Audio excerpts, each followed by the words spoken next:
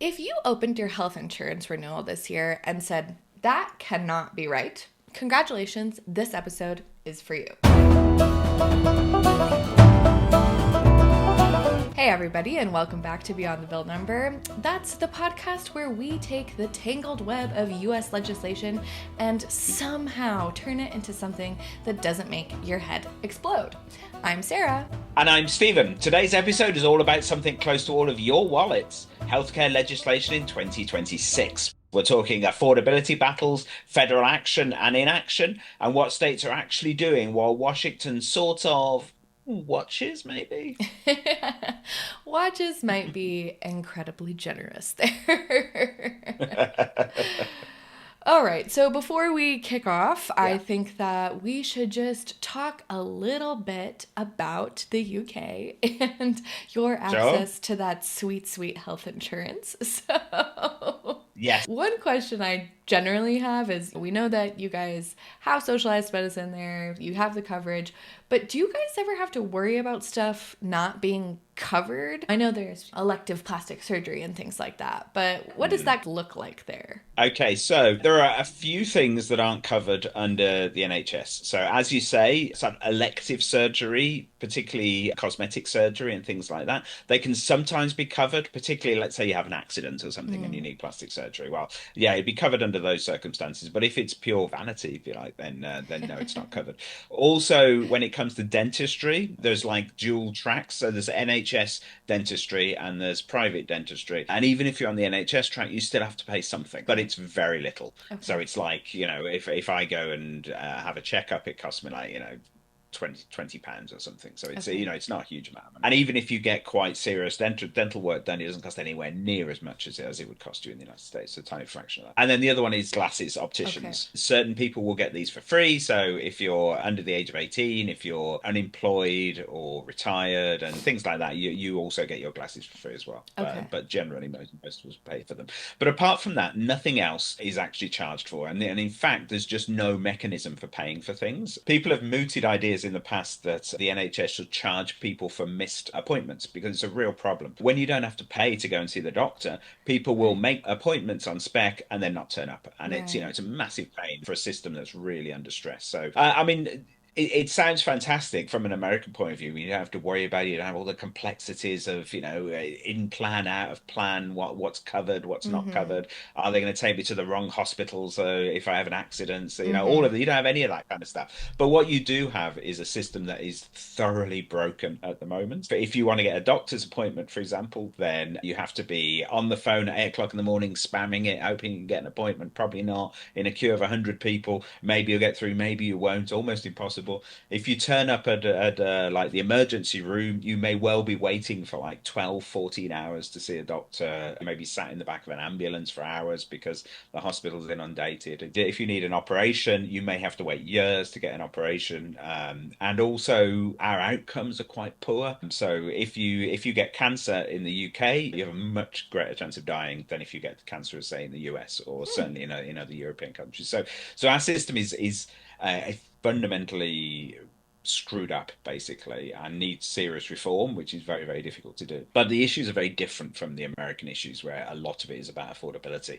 Can you actually afford to get the treatment you want? And variable outcomes, where different states have wildly different health outcomes from other states. And obviously, if you've got money, you generally get very good outcomes. If you don't have very much money, then your outcomes are absolutely appalling. Again, we don't have quite that sort of split. Right. And you also have privatized providers, so it's a big thing like it is here, where if you have all the money to cover things, then it doesn't really matter because you have access no matter what. I know this podcaster, Scott Galloway, he lives in the UK. He's American, but he also spends time here, and he doesn't pay for any health insurance at all. And it's because he says that, he has a ton of money. So if something catastrophic does happen and he has to cover out of pocket, he'll just do that. And he also probably only uses these private people because he's super rich. But it's interesting to know that health insurance is problematic everywhere, and everybody thinks that your eyeballs and your teeth aren't part of your body. It's and true. That's why. It's true. Yeah, it's different.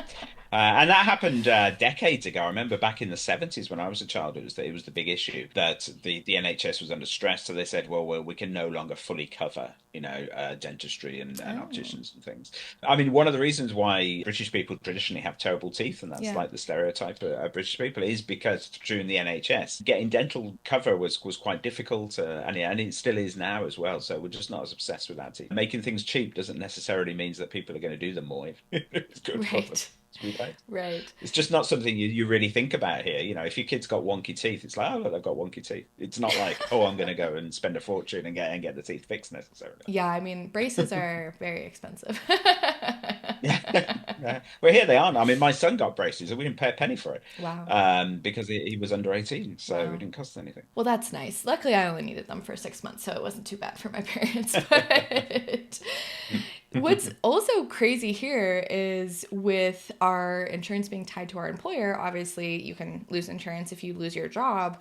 But one of my Yeah, friends it's is having a insane. kid and tomorrow she's getting induced Mm. and her company changed their insurance provider and she wasn't sure if her OB that she had been seeing, and all the people that were going to Mm. help her give birth just 15 days into the new year were going to still What a be nightmare. on her plan and covered and that she would still be able to go to them. And she was like at the end of the year freaking out like, oh my God, I think I have to find a new doctor. To pay for Mm. your birth out of pocket, not covered, is so much money. You're always making your Mm. absolute deductible whenever you have birth. And then they'll, cover stuff after that. But I mean, like people's births can be like line items of $100,000 and, you end up paying 5 grand or I whatever. know.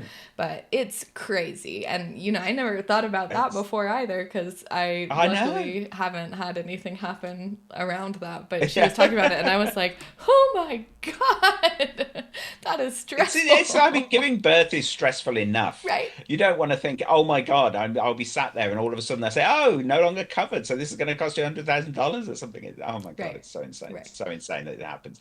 I mean, and this is the thing that all foreigners say when they go to America. We were contemplating moving to America a while ago. And one of the major reasons why we didn't is healthcare.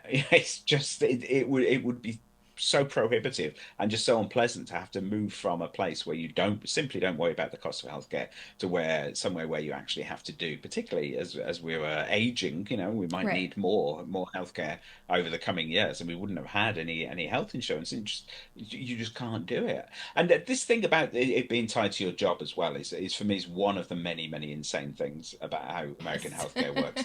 See, what that should do is it should mean that nobody can quit their job. And therefore, it should mean that there's no entrepreneurship at all, that people just Right. can't start small businesses. They can't Right. go out and innovate because it's too risky because you use your Right. healthcare. But that's absolutely not the truth because America is the country of innovation, the country of startups and small businesses, and vastly more than other countries. But again, it's just one of those things I don't understand. I don't understand why people are willing to take that risk when it means you lose your healthcare. It's funny because people talk so much about that and they're like, oh, if I didn't have to have health insurance, I would Yeah, be an artist or I would do this or I would do that. And instead, I absolutely. have to have this job. But then you're saying, we do have so much entrepreneurship here. And I think it'll be interesting to see years from now what we're here to talk about today does because a lot of these people are able to get health insurance coverage. It's not a completely unreasonable cost. I grew up Mm, with entrepreneur parents. We had to buy insurance in the mm, marketplace as well. It was super yeah, expensive. It mm. was not so crazy. It still is pretty crazy and way crazier than it was under Obamacare or the ACA. But let's get into it and start with this Yeah. elephant in the room, HR 1, the One Big Beautiful Bill Act that we talked about last year. It's called the One Big Ugly Mm, Bill by a lot of people now. But yeah. the name alone sounds like something that Congress gave a unicorn shaped tax break just to spice up the legislative calendar. Yeah, right. Yeah, despite the name actually being formally dropped in committee, which is one of those weird things that just happened about the bill. Chuck Schumer's grand victory when it came to that bill was to get them to drop the name, even though everyone carries on using it as well. So there you Yeah. go. Well done, Democrats, for that one. But yeah, obviously it's an example of Donald Trump's genius for sort of marketing and self-promotion and so on. That this bill became this emblematic thing because he Mm-hmm. decided that it should be called the One Big Beautiful Bill. But healthcare was one of the most politically charged parts of this massive, massive omnibus bill that covered a whole range of different things. It covered all sorts of different stuff, like it reorganized taxation, federal spending, Medicaid financing, compliance requirements. It was generally a huge recalibration of federal priorities. And if you want to see it all side by side, of course, pull it up on Bill Track 50 and you can have a look at the whole thing, look at our summary of it. The bill page shows you every title change, every markup version. I mean, good luck making sense of it, of course, because it is absolutely massive. Yes, I wrote the blog on this last year, and I regretted choosing that bill to write the blog on almost immediately. Yeah.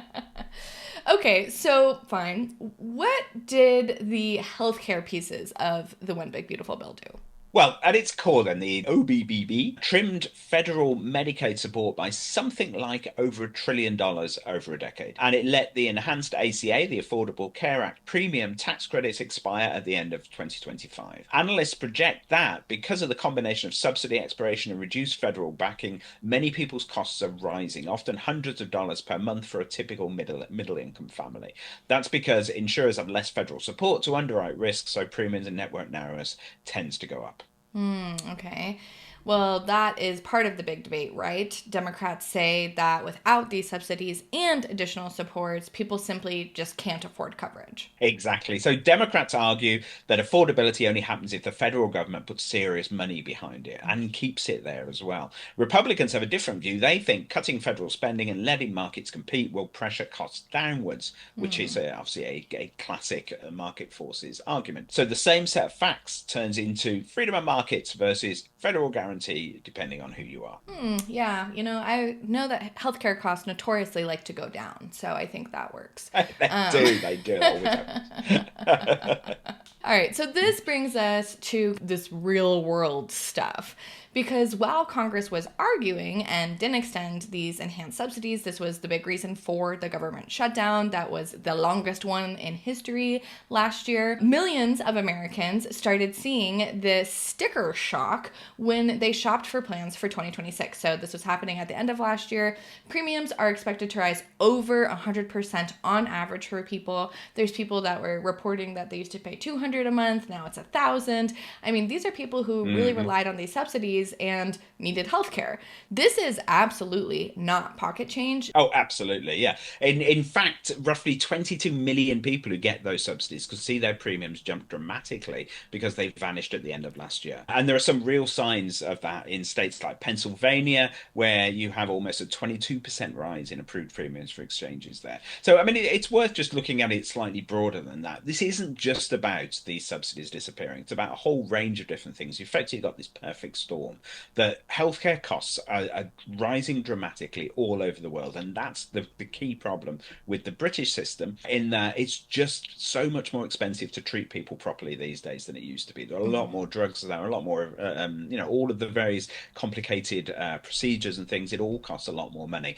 And that's true in the US as it in America. So even if those subsidies had stayed in place, then you would have seen premiums increase possibly by 5-10% just on the basis of the fact that everything's getting more expensive. But then you add in this premium problem, and that's where you get these huge rises. Right. And one of the biggest issues, and something that's known here in the US, is if you just pay out of pocket, you can often pay a lot less for something than you even would be paying with insurance. I have pretty good insurance, and I was getting some blood work done, and they were like, with your insurance, we estimate that you'll pay between $500 and $900 because I didn't get close to my deductible last year.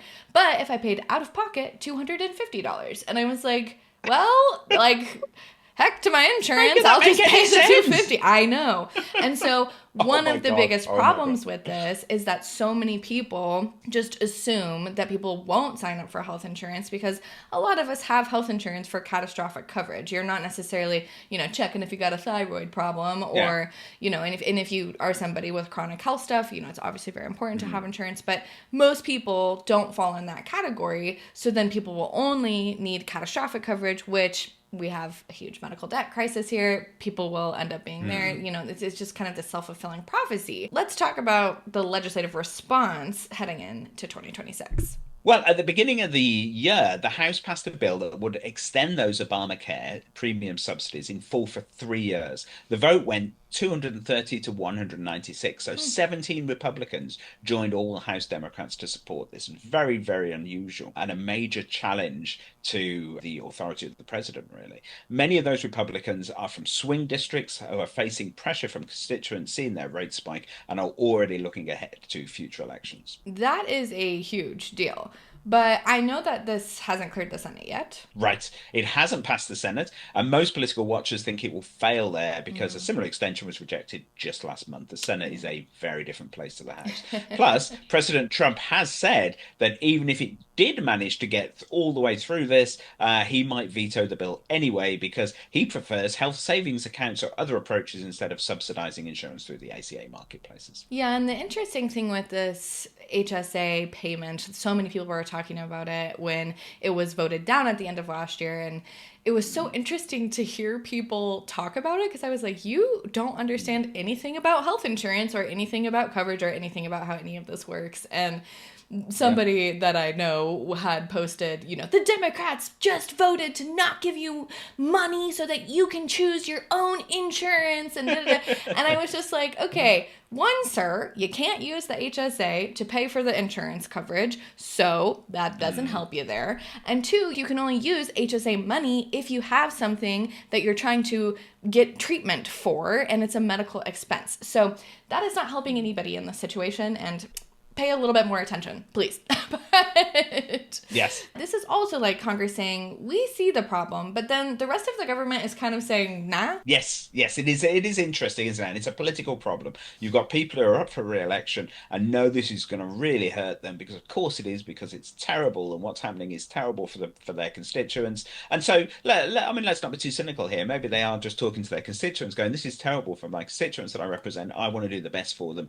Even the Republicans, I want to do the best for my constituents, so I really want to change this. And then you've got people who don't have that kind of accountability, Mm-hmm. who are just coming at it from a much more ideological point of view. We do not like socialized medicine. We do not like the government subsidizing people in this way. It should be the markets. The market should determine everything. And the people who are going to suffer at the end of the day when they can't agree are, of course, those people who are going to see these massive spikes in their premiums, really. Yes, and something else that I don't think people realize is that our companies pay money for us to have insurance, and you oftentimes still have to pay for your insurance coverage, Mm-hmm. even though you have a policy through your company. And all Yeah. of that money can just go into a different area that can do things. We're still paying for stuff no matter what. And I just don't think people understand, and it's whatever. It is Yeah. what it is. Yeah. But Well, and then they shouldn't have to though, and this is yeah.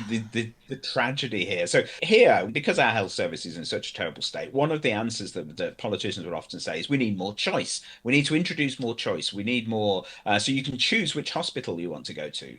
You can choose this. You can choose your doctor who's going to perform the surgery or whatever. To which I go, I don't want to choose that. I'm not qualified to decide is one hospital better than another? Is one doctor better than another? And it's terrifying because I want all hospitals to be fantastic and all doctors to be competent. Mm-hmm. I don't want to think, Mm-hmm. oh my God, I'm about to go under the knife. Have I chosen the wrong doctor? Right. No, I want them Right. all to be fantastic. And it's just Right. one of those areas where you don't want choice. You don't need choice. All you want is to say, I'm sick. Somebody treat me. Somebody Right. knows what they're doing and is professional to treat me. And you don't want to have to just funnel money into all these middlemen and the management and all of those different layers and all of the different things where everybody just taking money out of it. Yes. I mean, they do say that a good analysis of the American healthcare system says that you pay twice as much for your healthcare as anybody else. So just Yes. imagine what you could do if you paid the same amount, but it all went to healthcare Right. instead of actually all these middlemen. Imagine how fantastic your health system would be and how great all of your health outcomes would be for everybody, even poor people. Right, It's and I mean, one of the it's easiest crazy. things to talk about there is when we talk about insulin and how much you have to pay for insulin here versus how much it Mhm. costs to manufacture insulin. And if we all lived in a world where instead of making $700 off somebody Yeah. needing insulin, then we would all probably be in a better world. And that's still capitalism. You're still, tripling your money or Oh yeah. whatever, but you don't need a Yeah. 7,000x your money. Absolutely. But that can only Yeah. exist somewhere like the US. So.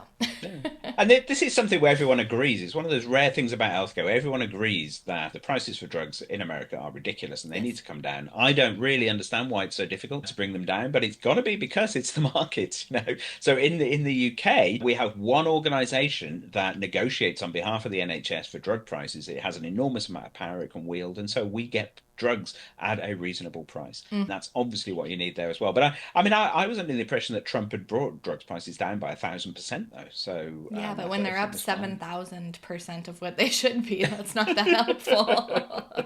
Yes, that's sort of Trump mathematics.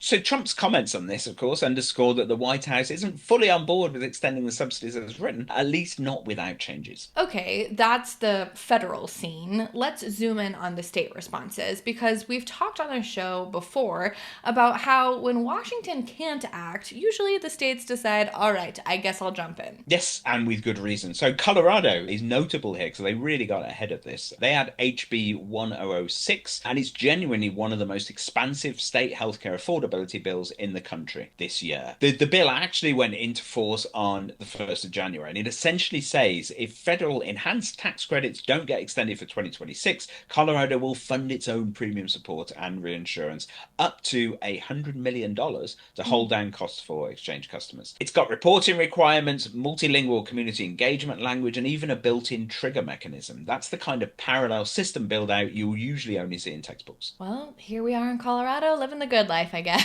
Absolutely. This sounds almost like state level safety net for a federal subsidy failure. Exactly. And you might say, particularly if you live in Colorado and pay state taxes there, why should we be spending our tax money that should be going to other things on effectively bailing out this federal subsidy failure? But there you go. Other states are trying smaller things, tweaks to premium tax structures, targeted tax credits for long-term care insurance or employer contributions, even premium tax base changes. But none of them are as structurally robust as Colorado's, and most still remained in committee in 2025 and haven't actually yet passed or come into force. If you pull up your Bill Track 50 state search and sort by healthcare affordability, you'll see a sea of bills with modest tweaks and only a handful that have actually hit that enacted status. All right, so the big picture here is Congress might extend subsidies at the federal level, but that's going to be a tough road. Meanwhile, Colorado's doing a big state build out, and the rest of the states are kind of tinkering in the margins. Yeah, you could say that. You could say that Colorado didn't wait for Washington. And for everyone else, they're playing a bit of catch up. So a few bills, you've got Arkansas's premium tax credit elimination, Oklahoma's tax-based modernization, or Connecticut and Massachusetts tax credits for long-term care. They all show the appetite, but they're all fairly small compared to what analysts think is actually needed. Okay, so let's end with a look forward. What does this mean for this year, for 2026? Well, it means a lot of people are watching the premium notices that just started landing, and those figures will drive political sentiment in the 2026 midterms and beyond. If subsidies don't get extended and the premiums really do go up and stay up, Democrats will blame Republicans for blocking relief. If they do get extended, Republicans might claim validation for market-centric approaches. And states will increasingly be part of the answer because many folks will see that only their governor or legislature is actually acting right now. All right, so healthcare affordability, not exactly a dry policy wonk topic when it affects millions of budgets and how we're all going to be living this year. And if you want to dig deeper into the bills that we talked about today, federally and all 50 states, hit up BillTrack50.com and check out the tracking tools that make it easier for you to follow this chaos. You can also check out this blog on BillTrack50.com. Yes, you can indeed. So that's it for this episode of Beyond the Bill Number. Stay curious, stay proactive, and remember, legislation might be messy, but it affects the real world every day. And don't forget to like, subscribe, and give us your input. Until next time, keep looking beyond that bill number.